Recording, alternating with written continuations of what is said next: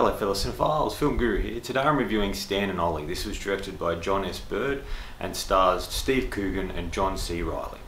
And it really looks at the story of Laurel and Hardy. It looks at them at their height in 1937 when they were doing a variety of movies and how they were at the top of their game at that period in time.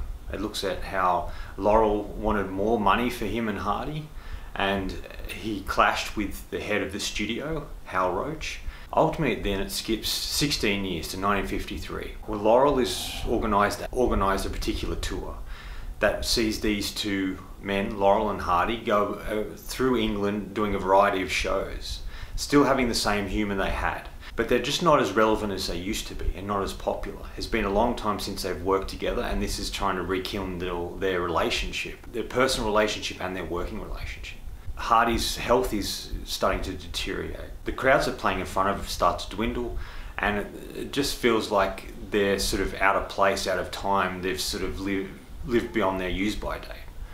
Ultimately, they start doing a variety of public appearances, trying to get popularity again, trying to show England who they are and that they're still alive and they're still good at what they do. And this ultimately brings more crowd to the particular shows that they are putting on. It looks at the relationship between these two men. They've been estranged for a little while. Laurel is still upset at Hardy for doing a particular film without him, and these men haven't been really close for a long period of time. So it's about them trying to reconnect. And with each show that they do, Hardy finds it more and more difficult. His health is starting to deteriorate and he's struggling to get through the shows. Ultimately, they're doing this tour in the wait for a particular film they want to do to come together, which is a version of Robin Hood. Ultimately, this tour becomes their swan song, the last thing that they do together. And it has a really great dance sequence at the end of the film, which sort of says goodbye in a way to their partnership and who they are as performers. It was a few years later that Oliver Hardy passed away. Stan Laurel never performed again. He retired. He didn't feel he could do the work he wanted to do without his partner. And this is ultimately what the film looks at.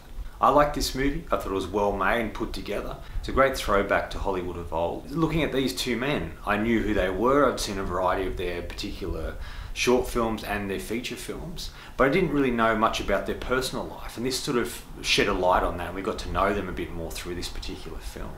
I really liked the way it was shot. The use of the camera was really great. There's a great tracking shot at the start where we see them in 1937 when they're walking through the Universal Studios, and ultimately we see who they are as men and performers, and we get to learn a little bit about them as they go along. And then when we skip to the 50s, things are quite different. They're very much older, these particular two men, and it's really about their trying to reconnect with their dynamic that they had before all this stuff transpired. There's some really great little gags and jokes they do throughout the film, not as part of their performance, but it's ultimately them in real life and just sort of being funny as they are with each hotel they go to with certain people they meet. And it's quite clever and funny. There's a particular scene that takes place when they first get to a hotel in 1953 in England, where Hardy comes in, stands at the counter, is about to talk to the girl, and then Laurel comes in dropping bags and tripping over and stuff, and there's a bell scene. It's quite clever.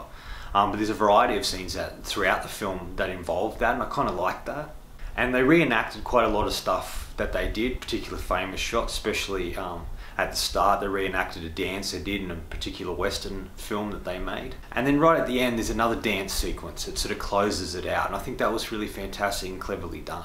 I think it's well written and all the actors do a solid job in this film, I think. I really liked the two women that played Laurel and Hardy's wives. Christine Henderson, who played Lucille Hardy, and Nina Arianda, who played Ida Laurel. And these two women are quite instrumental in the particular husbands' lives.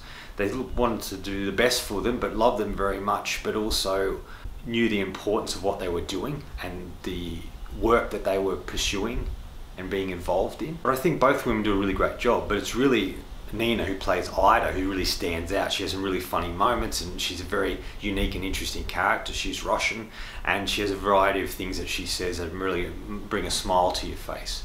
And she's worthy of Stan and Laurel, I think, and their relationship together is really fascinating to watch on the screen. Christy Henderson, who plays Lucille Hardy, is quite good, and her relationship with John C. Reilly in the movie is quite good, and they bounce off each other really well. But the real standout here is Steve Coogan and John C. Reilly. Two really known comedians who have a great flair for dramatic parts. I think John C. Reilly is a very underrated dramatic actor.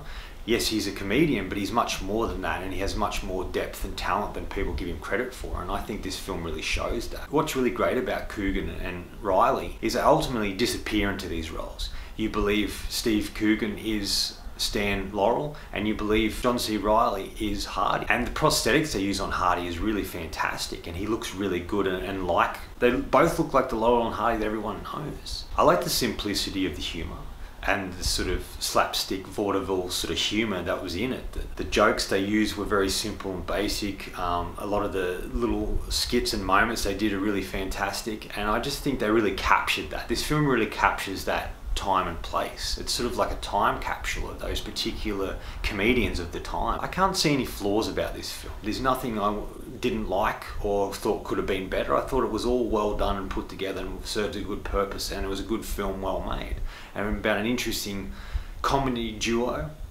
that I didn't know a lot about, and I really was drawn into that and got a lot out of this film. Final verdict. If you're a fan of the old Laurel and Hardy movies and little shorts they did, you might enjoy this.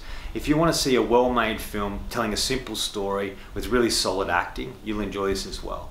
In closing, I just think it captures that idea of silent actors and comedians that came out of the early days of Hollywood, and how they weren't respected anymore, that they were sort of thrown to the curb. Their humour wasn't important anymore, and they weren't as relevant as they used to be, and they found it very hard to get work. And I think Laurel and Hardy is a good example of that. So was Buster Keaton. Like, these particular comedians had trouble getting work after their heyday, and this film really looks at that and how difficult it could be for particular people from that era and that type of humour.